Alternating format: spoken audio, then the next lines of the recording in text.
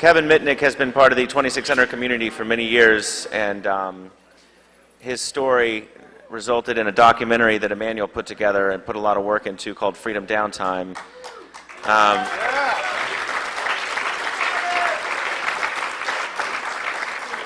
If you haven't seen that, I highly suggest you pick it up. I don't know if it's for sale out there, but if not, it should be. But let's get straight away to Kevin Mitnick.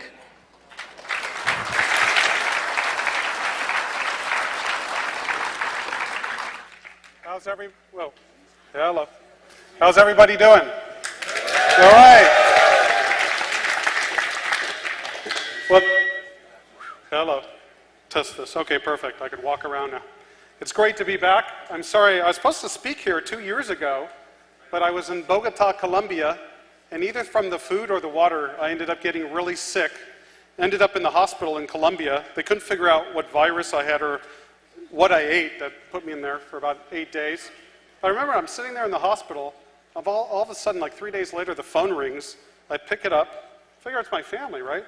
It's some guy from CNN. He goes, "Kevin, what's going on?" And first of all, how did you know I was in the hospital? B, how did you get my number?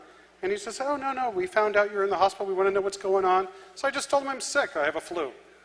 But then he started getting into more interesting questions. He goes, "So why exactly are you in Bogota, Colombia?" I told him I couldn't tell him. But yeah, so I'm sorry I didn't get to make it last hope, but I'm here today, and I'm just going to go through some stories that you might find entertaining. I'm going to show you guys how you could easily unmask caller ID. So when anybody calls you, like on your cell phone, there's a real quick and easy way you could do it. So basically, you don't have privacy. Get over it. Right? Have any of you already do that? Do you already unmask your caller ID when people call you? Because the old way of doing that is you forward the incoming call to an 800 number and then forward it through one of these services back. But there's a much easier way. And last week, I'm proud to announce I got to sign my book deal with Little Brown. It's a publisher in New York, and I'm going to be able to write my life story. I had to wait a long time.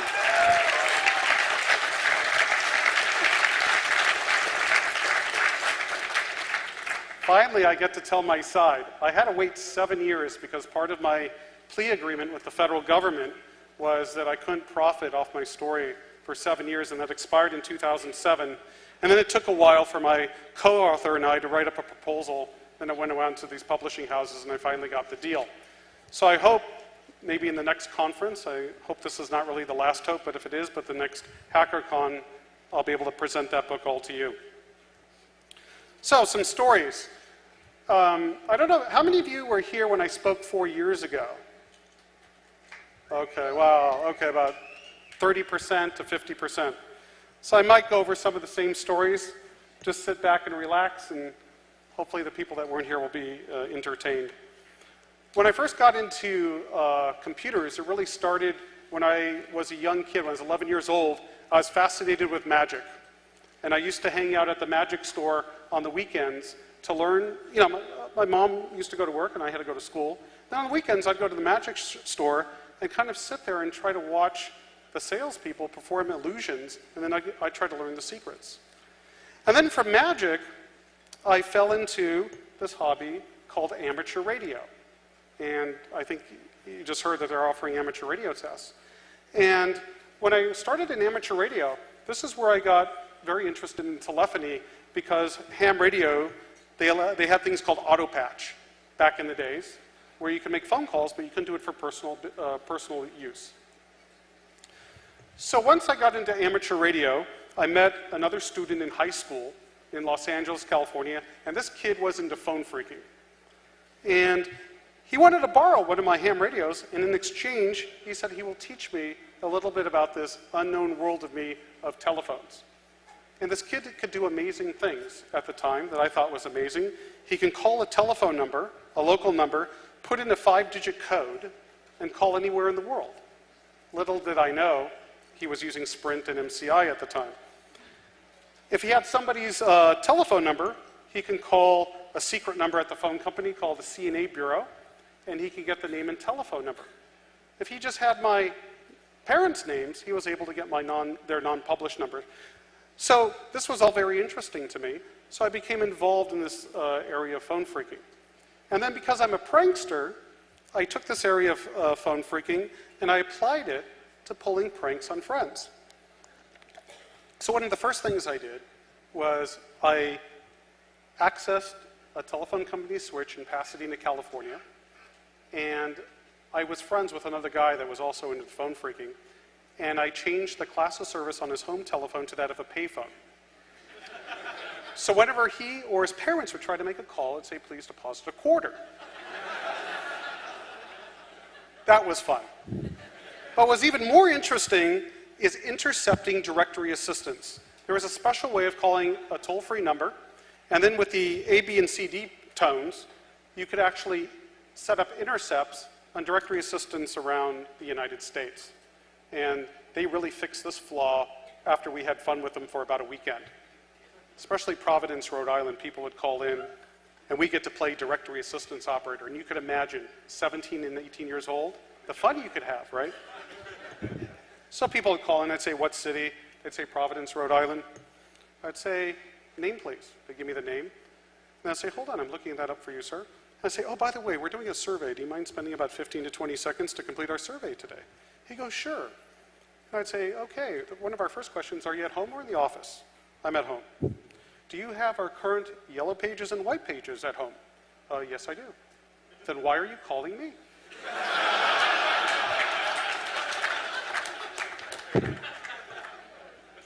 Another call, someone, what city? Providence, Rhode Island. May I have the name, ma'am? Sure, it's John Smith. Okay, one moment, please. That number is 555-212-37. What? 555-212-37.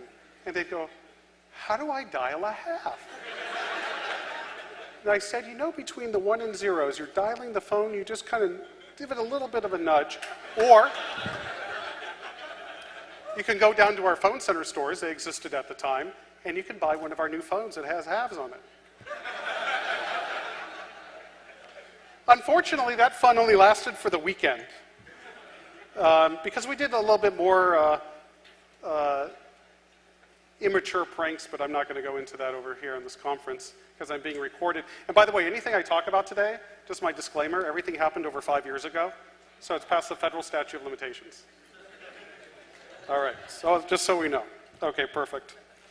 But when I was in the amateur radio, I also was a prankster, and my target was my favorite, not my favorite, but the most well-known fast food restaurant in the industry, McDonald's.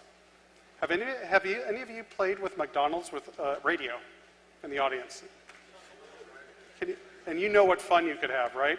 So when a customer drives up to the drive-in window and places an order, I, with my friends, parked across the street, could take over the system. So now the customer's not speaking to the guy inside with the headset, he's speaking to me. So you can imagine, right? Customer drives up, yes, may I take your order, please? Yada, yada, yada. And say, well, congratulations, you're our 50th customer today. Drive forward, your order's for free. And then I had a friend that did a really good Indian accent, right? So what happened is the customer would place the order, and it kept getting repeated back incorrectly, right? For about 10 or 15 times, so the person loses patience.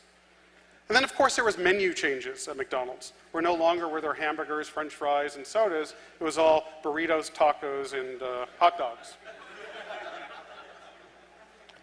So after messing with this one McDonald's, this was in Hollywood, California, they put a sign on the drive-up window that it's closed, because they kept getting messed with. So the manager of this McDonald's comes out right after we were playing with him for a while. He comes out and he's looking in the parking lot and he's looking for the culprit. Who's messing with their system? And he's looking around and he has no idea. Again, we're sitting across the street of a big boulevard. It's like right over here on Broadway. And we're watching, we're laughing in the car. And so this guy starts looking around, he sees nothing. He goes up to the drive-up speaker and he's examining it and he's looking at it like, he's like it's possessed. And he's like looking around. And then he doesn't see anything, so he puts his face right next to the speaker. I couldn't resist. What the fuck are you looking at? And this guy flew.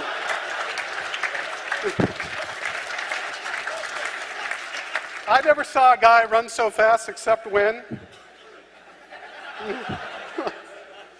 It was great. I mean, we had a great time with McDonald's. So, yeah, those were kind of interesting pranks. Back in 1988, I don't know if you know my history, that was the first time I was federally busted for computer hacking. A friend of mine and I were hacking into a company called Digital Equipment Corporation. And what happened is we had a falling out, and he informed the FBI what I was doing, and they set up a sting operation. I was arrested. At the time, the federal prosecutors had told the judge that I had the capability of starting a nuclear war by whistling into a payphone.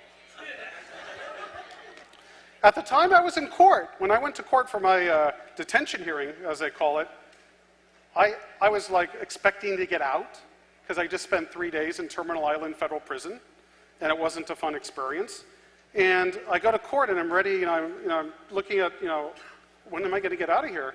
And then when the federal prosecutor said that I could just whistle into a phone and start a nuclear war, I actually grinned, because I thought he would lose all credibility with the court. But what happened is the judge says, "You're absolutely right, Mr. Prosecutor. In fact, we need to make sure that he can't even get to a telephone in the prison." So I ended up in the hole in solitary confinement. But eventually I was released. And at that time I was keeping my nose clean. I found new hobbies and new interests. And my brother called me one day, my half-brother, and he told me that this guy, Eric Hines, wants to speak with me, that he used to be a hacker, and he has a lot of interesting things he'd like to talk to me about. And I kind of really wasn't that interested. And my brother called me again, saying, "This guy really wants to talk to you." So I called the telephone number. It turned out to be this guy that wasn't Eric, but what he would do is he would actually page Eric to his number, and he'd conference it in this ultra, do-do-do-do-do-do-do. So I finally get this guy on the phone, and he seemed very knowledgeable about phone phreaking. He knew a lot about the internal systems at the phone company.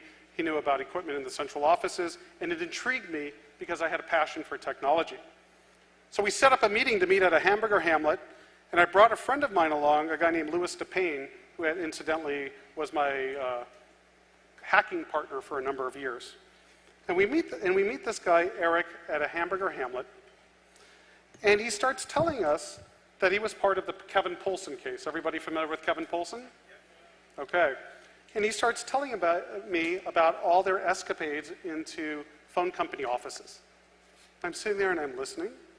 And I said, "So what happened to you? Because Poulsen was busted."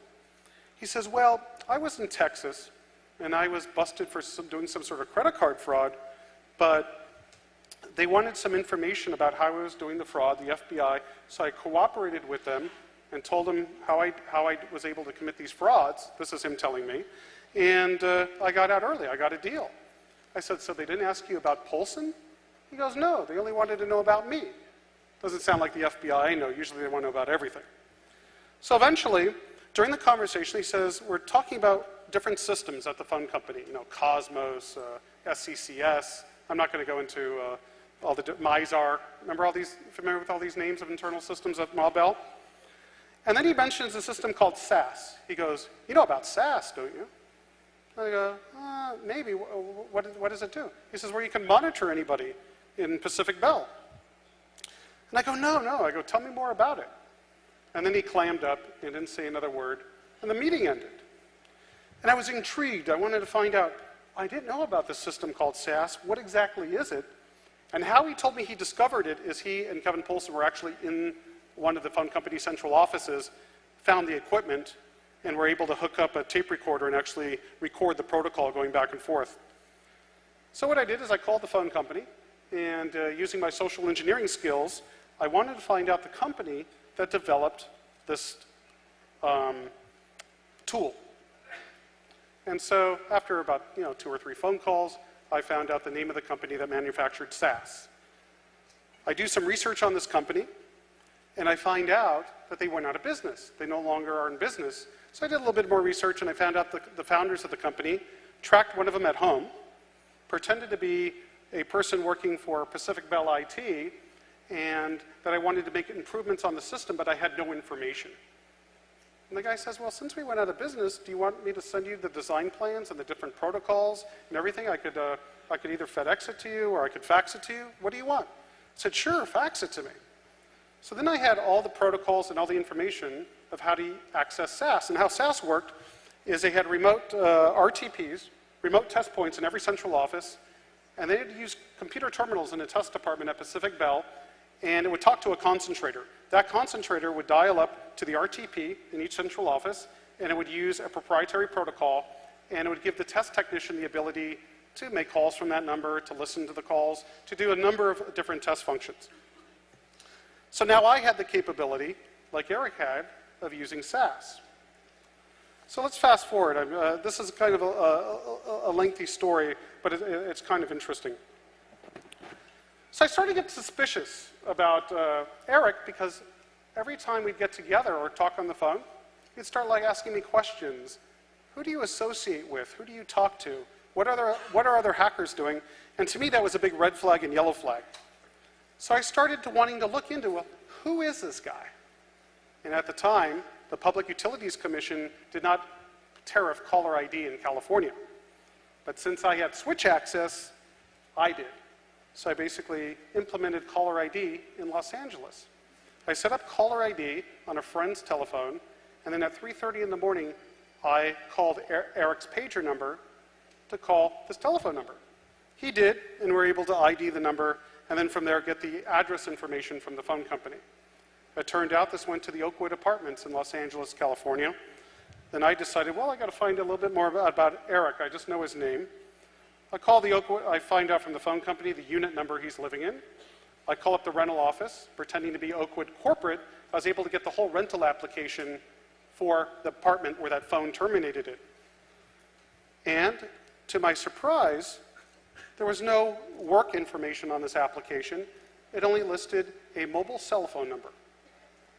So I did some research and I found out that this mobile telephone number is listed in the name of Mike Martinez. And then to find out more information about this number, I needed to either be the customer and use social engineering, or I needed to get into the cellular phone company's network. At the time, I found a vulnerability in AirTouch Cellular, so I was able to get inside access to their internal network. What they gave me the ability to do is look at any calls that were originated from that cell phone or terminated. And one number that kept popping up over and over and over again was 310-477-6565, which is the headquarters of the Los Angeles FBI. So there I knew that there was a big problem for me because this guy was either an undercover agent or he was an informant. So why I'm telling you the story too is because I had to go through a lot of trouble to implement caller ID to get his telephone number. Now I'm going to show you how you could unmask private numbers, because if it happened today, he would have simply blocked his number. After I got the cell phone number, I pulled all the cell bills because I had access to all their internal systems.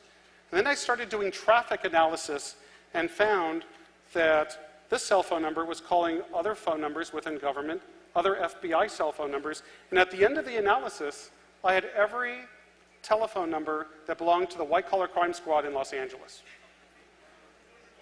So what I started doing was having their numbers.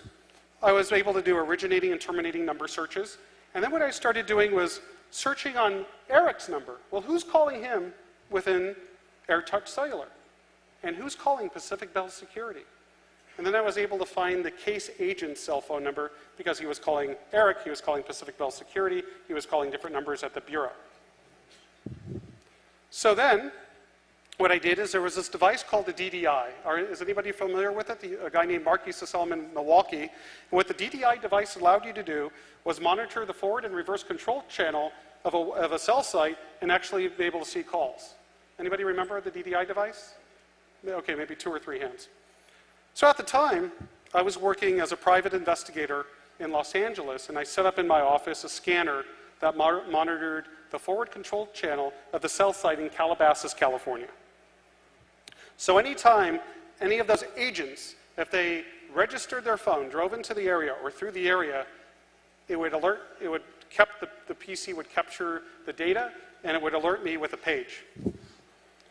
So on September 28th, 1992, I walk into the office 8 in the morning and I hear this weird faint beeping sound as I open the office door of the PI agency. Nobody else was there. And I'm like, listening, where's this beeping coming from? And it's coming from my office. Wait, it's coming from my PC. And I go to the PC and see that it caught one of the case agent's telephone number actually in my central office. I mean, in the cell site, right?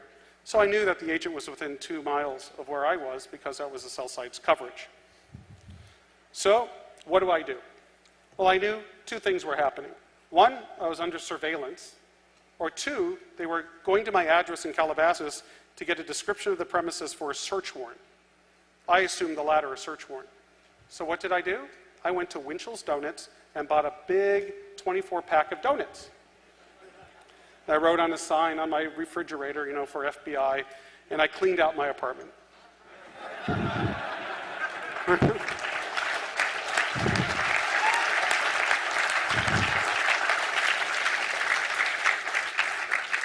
But I wasn't sure if it was really the Bureau, okay? No, I knew it was the Bureau. I wasn't sure if they were really going to search me at the time. So I was really unprepared. I waited the next day. Nobody knocked on the door. There was nothing happening. So the next day I got kind of lax, but I still kept the donuts in the refrigerator. And I went to bed. Around 5 in the morning, I hear somebody putting a key in my door. Actually, a key. I could hear the key go in, and it kind of woke me up. And somebody's like messing with the door. Immediately, I didn't think government. I was thinking, oh, somebody's trying to break into my apartment. So immediately, I jump out of bed. And at that time, I slept nude.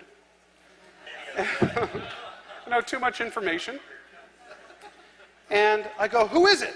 FBI, open up, open up. And I was like dazzled, right? It was like 5:30 in the morning, and I open up the door, and I'm facing a female FBI agent right there. And the nude. A little bit embarrassing, but oh well. So, in any case, once that happened, I knew that the government was definitely looking into my activities. So what I decided to do was use SAS, which I never really used before, and monitor the informant. So now that I had Eric's telephone numbers that were in his apartment because I got them through the phone company, I then used SAS to monitor those numbers for 1 day.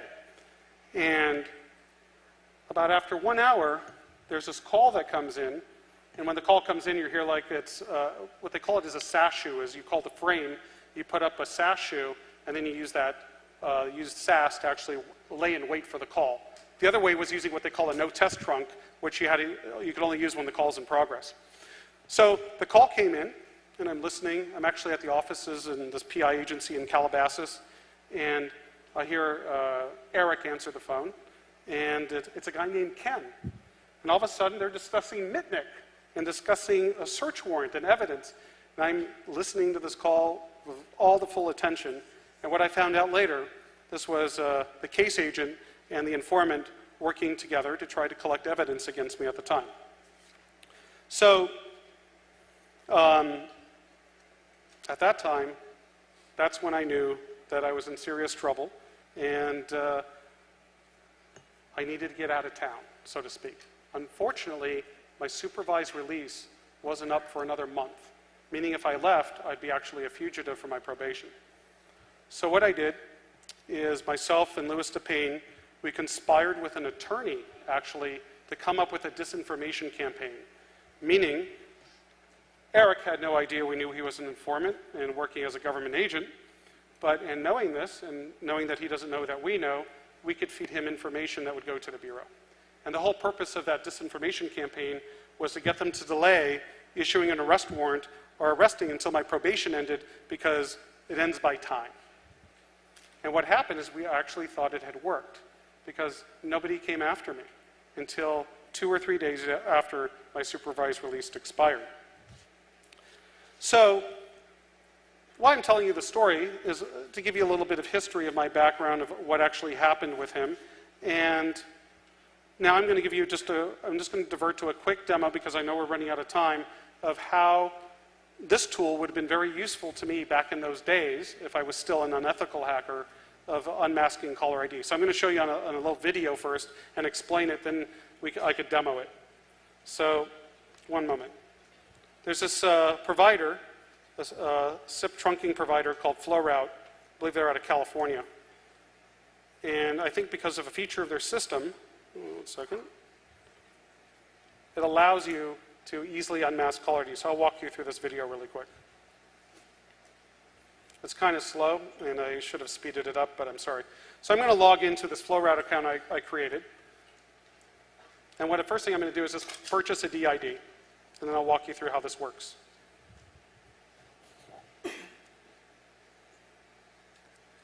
So at least you get something useful other than stories, something that you could actually use for your inbound calls. So I'm going to purchase a DID. I'm going to purchase an Idaho number. It's like $1.39. I just went through every step so you'd see what's going on.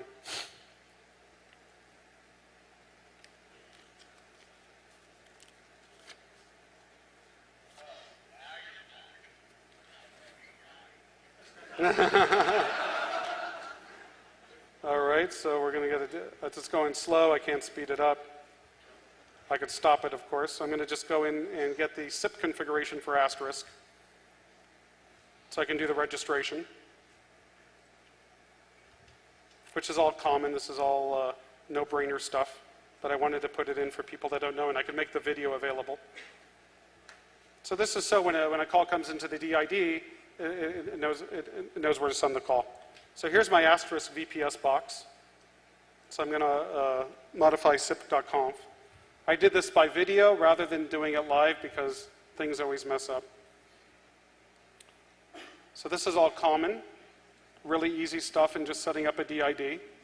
Then I'll get into how why this works. And why this actually works is this particular SIP trunking provider is like enterprise class. So what happens is they're getting the ISUP information, and you're able to map the SIP headers to the ISUP information. So you're getting the caller ID information, and you're getting the privacy bit. So a normal call, when a call comes in, here's a SIP header. You see the from number. This is my cellular phone number. Oops. Let me back it up. One moment. Okay. You're getting the from number, okay, which is the number that I'm calling from, and the p-certed identity is basically a SIP header that contains the same information. Here the call is not blocked. This is a normal call coming in. So 1 second, we'll go to a block call. One moment. So if you look at, if you can look up here, you'll see here it's from anonymous because it's a block call. But since this particular provider is still getting the p-certed identity, it's still able to map to the ISUP information, you're actually getting the caller ID in the p-certed identity header, and then you're getting the privacy ID. And this means that the privacy bit is set.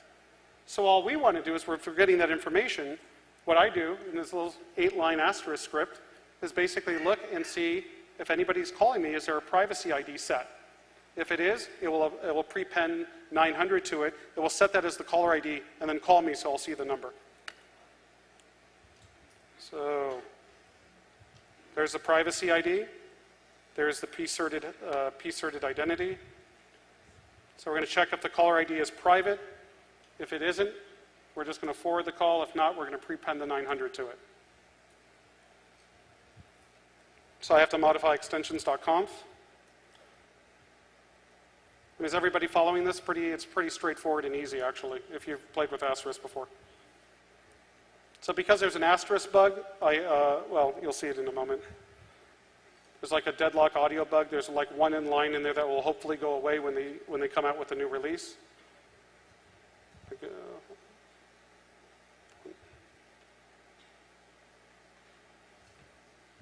Sorry, this is a little bit slow. This is because of the asterisk bug in the first line. That takes care of that. then what I'm doing is I'm just setting two variables. I'm setting the p-certed ID to the p-certed ID from the identity from the SIP header. And the same thing I'm going to do is set it for the caller ID as well. I mean the privacy bit, I'm sorry. You'll see it in a second. So I mean, you just have to copy these 8 lines and sign up for an account, and you can unmask your caller ID. Then I'll get into a couple more stories at the end. I just wanted to show you this real quick.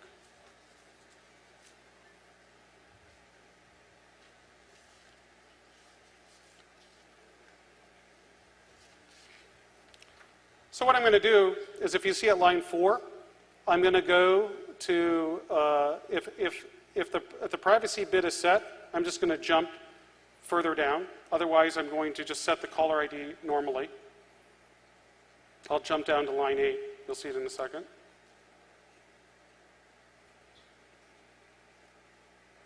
I hope this is interesting to you folks. I like when people call me, I could see their number. You know, that's just me. Because my business card is out there, right? So everybody calls me at all times of day and night. So I like to see who's calling me. So basically all this is doing at lines 5 and 5 is just basically setting the caller ID and then dialing out to me through flow route.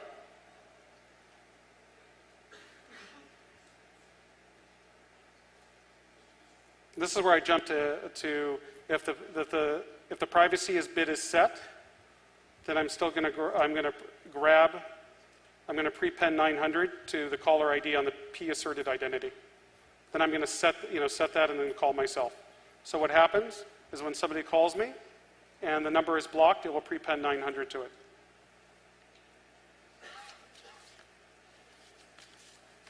Has anybody done this before, or is this old stuff for you? Yes? Okay. For some that don't.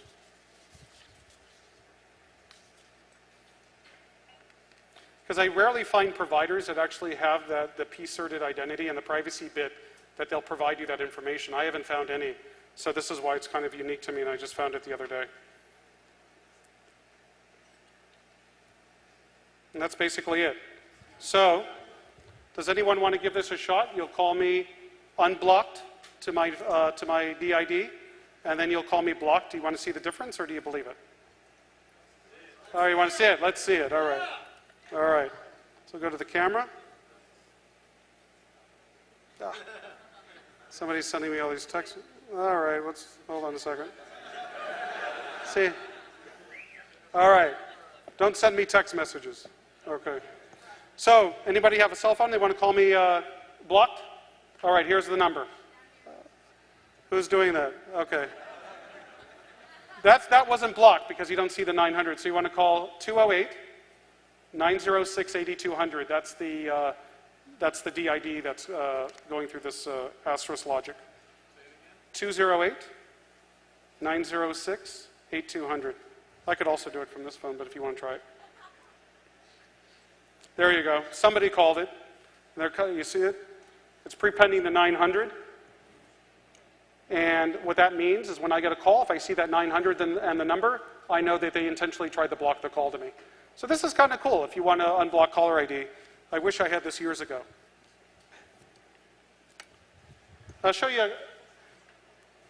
I'm kind of jumping around here. But I wonder, do you all want to see a quick video? I was working with a television company out here to do a pen testing reality show. And if you ever heard of Tiger Team, have you heard of Tiger Team? I was on for 2 days. 2 episodes. I thought it was a great show. I'm really sad they canceled it. I actually know Luke and I know Pyro, and I thought it was a good idea, but for some reason they canceled it at True TV. So another company has actually been shopping around the idea of me heading up one of these reality pen testing shows, and they just created a trailer. And I thought when they sent it to me about 5 or 6 months ago. I thought, ew, I wonder what they thought of. Is it going to be crappy?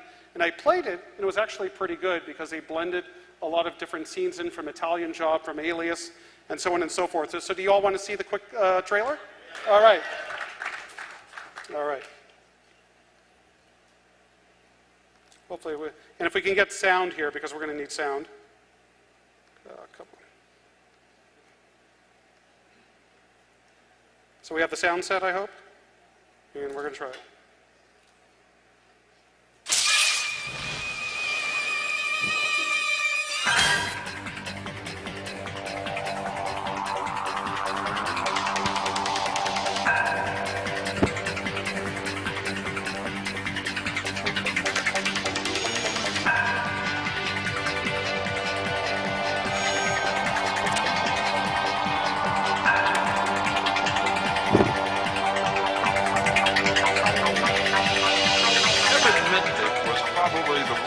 Once called the most feared computer criminal captured in 1995. Definitely the most renowned hacker of our time. Hyperbole, I can't help it.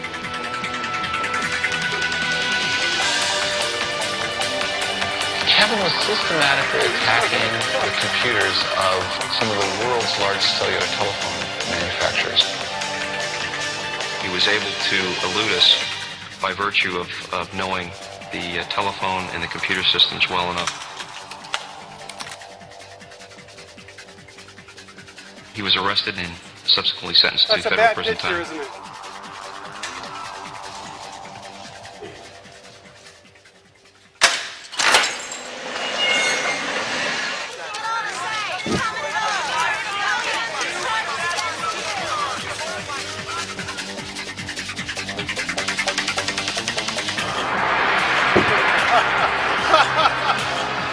I was laughing too.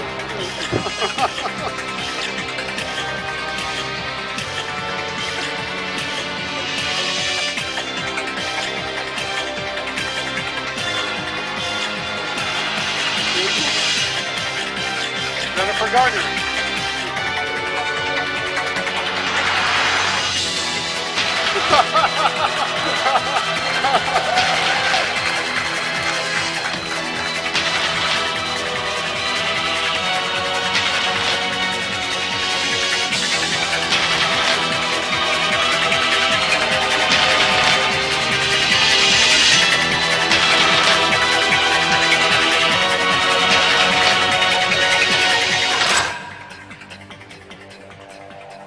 Supposed to be after Punk'd. They did Hack. So they did this little trailer. I thought it was kind of cute, so I thought I'd share it with you. I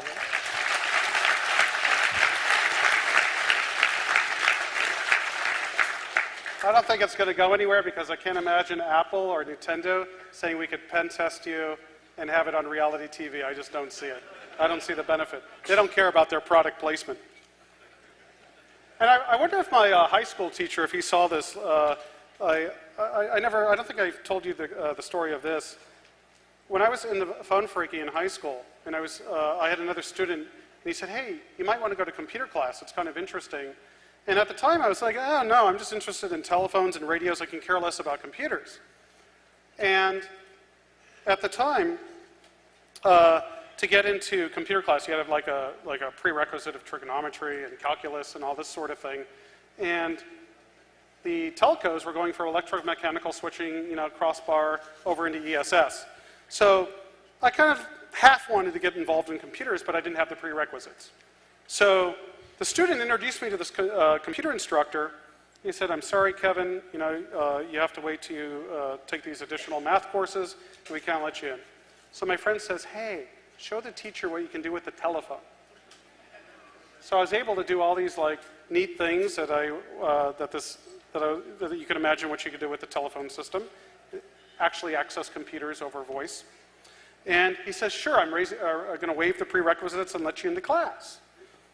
So the first assignment was to find the first 100 Fibonacci numbers in Dartmouth Basic.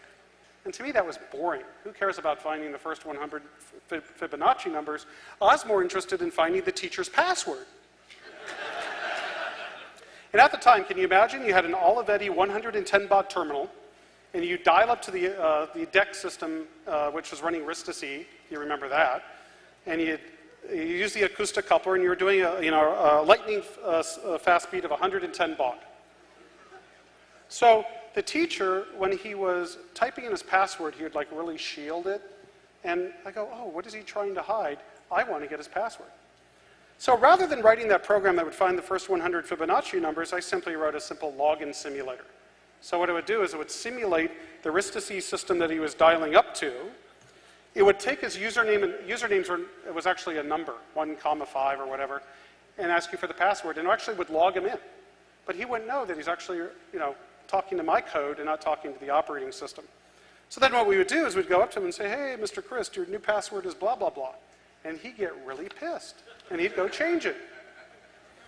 And he couldn't figure out how we were doing it. He actually made me, this is not bullshit, he actually made me, when he would log into the computer, I'd actually have to leave the classroom. This guy thought I was David Copperfield, right? That I can get his password. I actually had to leave the room. He didn't know he was talking to my login simulator. So I got bored of that, right, getting his password. So I figured I want to dial up to USC because they had the newest games, Star Trek, Zork, Adventure, right? And my buddies, we wanted to dial up. They had a restricted Centrex, so you couldn't dial 9 to get an outside line. Well, me with my phone ability and knowing how it worked, I simply used social engineering. I called a department called RC Mac in Pacific Bell and just added outside calling. And then what we would do is we would call into USC and play games when we were supposed to be doing assignments. Unfortunately, an Olivetti printing terminal, the teacher was able to come back into class and look at the paper. What is he doing? How's he getting into USC? And he's looking at it, and he rips off the paper.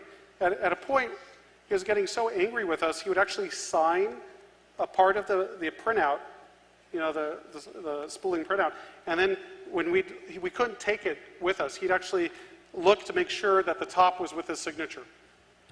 So this got kind of tiring for him, so one day he shows up to class, he brings all the students into the classroom, he says, students, I found the one device that's going to stop Kevin from dialing up to USC.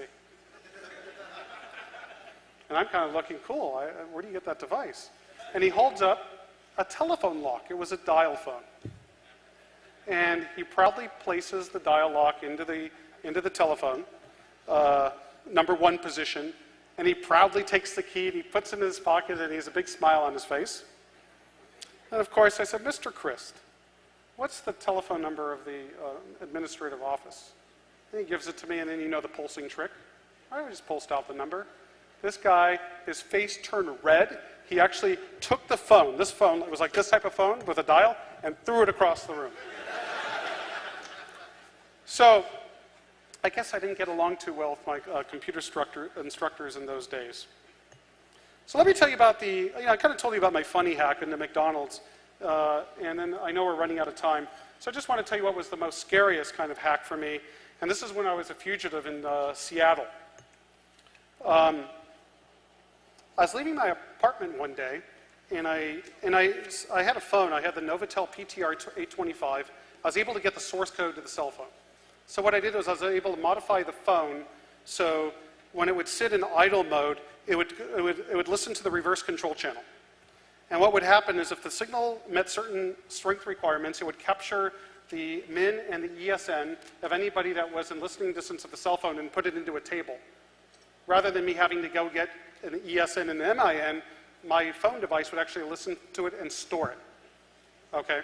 So what I did is I went outside my apartment and I turned on my cell phone and I was having a conversation with somebody, I forgot who, and all of a sudden I hear doo-doo, doo-doo, doo-doo, doo-doo, doo-doo, doo-doo. And there's a school here. There's like a school where I'm walking, and it was like a military helicopter, and I'm just thinking, nah, it has nothing to do with me. And all of a sudden, I thought it was going to land in the school, and it's like hovering over my head. Doo-doo, doo-doo, doo-doo, doo-doo. And I go, no, and I turn off the cell phone and I run. And where I was in Seattle in the U District, there's lots of covers and trees and yada, yada, yada. And I wasn't sure, was it with me, or was I being paranoid? So I got like about 3 blocks into the U District, ducked into a store, and then I turned on my cell phone again to make a call, and all of a sudden, doo-doo, doo-doo, doo-doo, doo-doo, doo-doo, doo-doo, doo-doo, and the helicopter was coming closer. I go, shit, now what's going on here? So I waited a little bit, and it was like right outside the store that I just ran into. I shut the cell phone off. Then because of the situation of you could exit both sides of the store, I decided to go out the store and go about, I'd say about 4, 5, or 6 blocks away at the end of the U District in Seattle.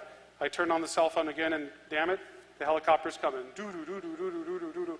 So I never found out what happened of who that was, or was it the cellular phone company, was it the government, or was it a private investigation firm? I never found that out in my discovery who that was. But I remember I called my dad, as it kind of startled me having a helicopter chase you.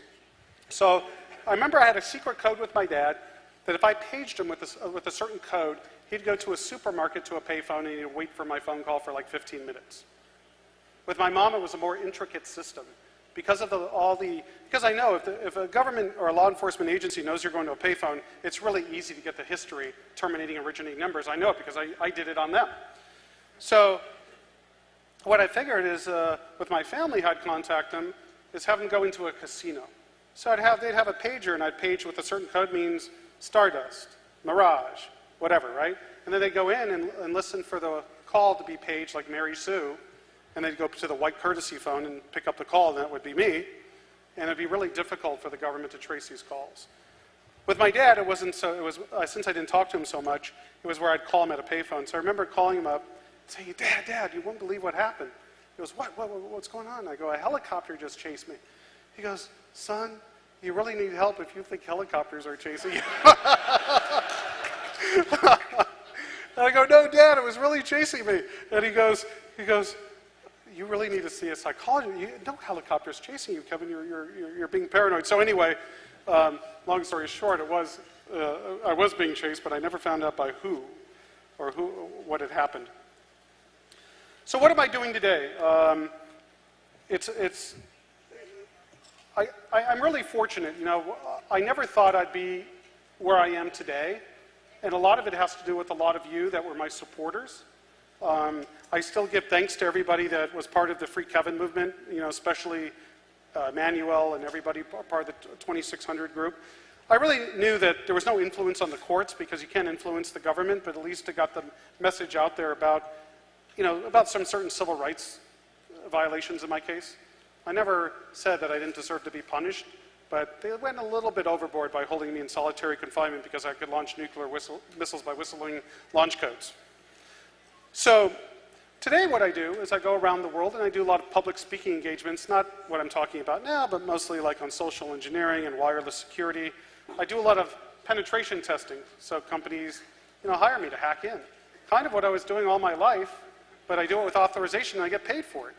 And I don't have to go to jail for it. So it's kind of a win-win-win situation all the way around. But I want to sincerely thank all of you for being there for me when I was at the bottom of the bucket during that time in my life, when I was sitting in federal prison, not knowing if I'd ever get out. The government was saying they wanted to hold me for 400 years for making like 21 clone cell phone calls. And I never had a light at the end of the tunnel. And at the time, the government wanted me to become an informant. They actually wanted me to tell on what other people were doing, and I refused because I had the integrity not to become a snitch on somebody else just to get myself out of trouble. You know.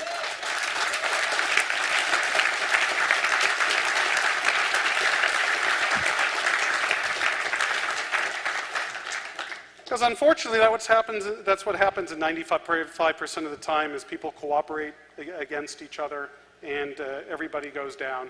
And I just, you know, again, I didn't think that was part of my personal integrity, so I figured, hey, if I did something wrong, I'm going to take the licks for it, and I'm not going to try to bring somebody else down with me. So when I was going through this whole process, I had hundreds of people writing me letters, taking my phone calls, building websites, starting the Free Kevin movement. And today, I'm still thankful for all of you that have participated and supported me all those years. I don't know who all of you are because, you know, when I was in prison, I didn't get much access to email. Why? Because when people would send me even printouts of email, they would actually prohibit me from getting a copy of the email, saying it's in secret code. I go, what do you mean secret code? And they would look at the MIME headers and go, that is a code. That's the intelligence of the Bureau of Prisons. But again, I want to thank everybody for being there for me. I'm kind of sad that this is the last hope, because I kind of look forward to it. I couldn't make it last year, but I thought this would be a tradition that would continue, where people that share similar interests would get together. And again, I want to thank everybody for being part of 2600 and Hope, and I'm glad I could be part of it now. So thank you. Yeah.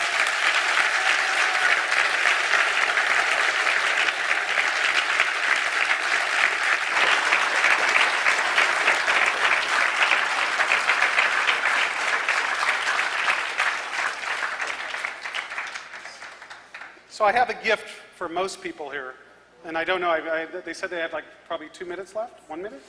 2 minutes. And I don't know how I'm going to get this to you because I have to be give courtesy to the next speaker, but I normally have these on my website, and because I don't like going and doing the mail, I charge $5, but I'm not charging anything because I'm here at this conference. All of you are my fan. I mean, I'm your fan, meaning I'm dedicated to your support through the years of my problems and stuff like that. So I wanted to give this gift of my lockpick business card, but I don't know how to give it out without interrupting the other speakers. So you can come up to me, and it's absolutely free of charge. I'd be happy to give you one of these cards. I ordered like 600 of them because they're kind of expensive. They're like $3 a piece. So any of you that want one of these lockpick business cards, you're welcome to come up, and I'll give it to you till I run out. Go. Whoa, slow down. All right, we're going to do this on the mezzanine. Otherwise, we're going to have like a Who concert situation here. There's going to be people smashed, and Robert Townsend will be looking at young boys. It'll be a bad scene. So if you head downstairs to the second floor, Kevin will be handing out lockpick sets that are also his business card. Coming up next in this room, we'll be building hackerspaces everywhere. Your excuses are invalid.